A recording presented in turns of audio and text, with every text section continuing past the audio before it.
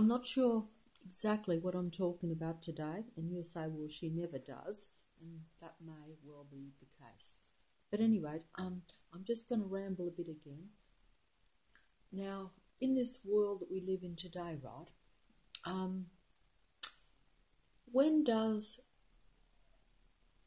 logic become illogical in this world today? Because I think that it seems quite an illogical world, even though most people would say that they are very practical, they are very knowledgeable, they are very, logical in the way they think, and, they use their mind, etc. Now, I'm here to say, is it not possible sometimes that to be too logical can become very illogical? In other words, when you think that you are thinking correctly and, you've got it all figured out, you are actually doing the reverse of what you think.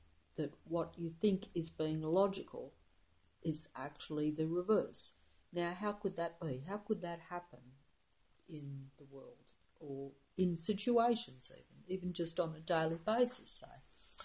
Because, I see a lot of illogic worldwide, not that I look too much, but, it seems that it's quite chaotic and that it's certainly not evenly balanced everywhere, is it? You know what I mean? So I kind of would say, why is that? Now, in order to be logical, right, if you're going to base everything on logic, that means you're basing everything, I would imagine, and there again, correct me if I'm wrong, because I'm fishing like everyone else, not always sure if I've got it right. Now, if you're going to be really logical, that means that you must be operating at the level of what is presented to you. You figure it out based on the facts. Okay? So that's how logic operates. It doesn't operate on intuition. It doesn't operate on feelings. It doesn't operate on emotions. It doesn't operate on instinct. It doesn't operate on any of those particular qualities, shall we say. It operates purely on information and facts. Pretty much like a computer, I suppose, But the point I'm making is that is logic can only even be successful, assuming that it is the correct course anyway, which I would perhaps beg to differ on that anyway, because I don't think it is always going to be the right course or always going to give the desired results. And I don't think you have to look very far to see that is often the case. Sometimes you can, figure things out all very well, think you're taking the right course, and, presented with all the information, you think you make the correct decision, and lo and behold, you're worse off. And you sort of say to yourself, sometimes, I might even say to myself, isn't that funny? I thought maybe I should take a different course, but that didn't seem very logical. It didn't seem to coincide with the facts. Now, what I'm trying to say is that logic can only, even if logic is the right way to go about everything in this life and in this world, it can only be successful provided you have all the correct information. Because if you're going to dismiss every other variable, shall we say, like I say, if you're going to sort of say, oh, well, I think maybe I should do something else, but, oh, no, that doesn't seem very logical. The information given to me says I should take this course. So what I'm saying is that really means that you have to have, if you're going to dismiss everything that you might think or that might come to you naturally, then you are going to have to operate under the total premise that all the facts and information given to you are 100% correct. Otherwise, even logic will be illogical. In other words, it will not work out, it will not give you the desired result, and it will be unsuccessful. So this is the thing. Now, that comes down to, do we really live in a very logical world? Like, is everything always as it appears to be? Do we not live in a world that is very confusing, where there appears to be not always a total fact? We might take something to be a total fact, but we do know that there is often an alternative too.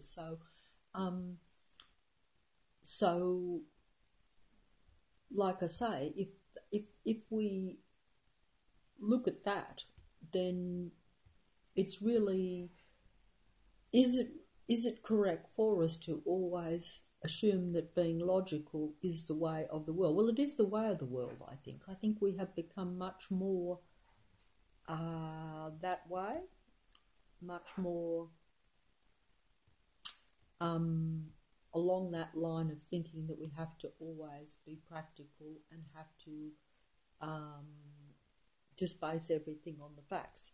Now, that would be well and good too if you imagine the world to be under your total control. Now,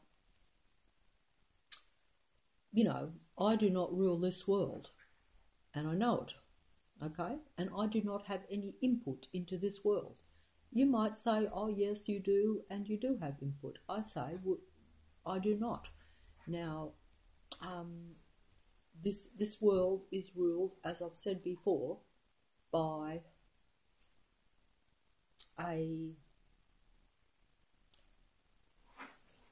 a God, shall we say, that is a God of, like most people in the world think, even the gods they worship, they tend to think that they have a God of love, right? That the God they worship is all love and all this sort of stuff. Look around the world and you can see that I think most people can see that is not the case and has never been the case. It is not a God, if any religion, every religion, does not have a God of love. What we do have is a God of love and hate. We have a God that presents both.